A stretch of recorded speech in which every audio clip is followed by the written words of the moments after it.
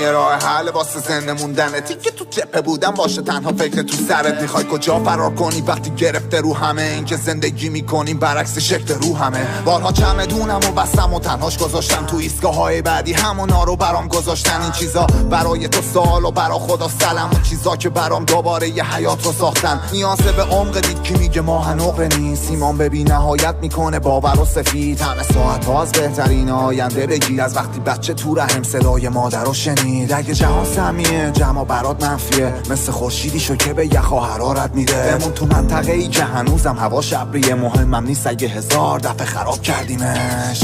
اون چیزا که تو تاریکی بهت گفتم تو روشنایی بازش کن. هرچی که راه میری دل گشنم سعی جان تو رامش کن. از زمین که به ما میری یک نقطه است که تو نادونی خوابش کن.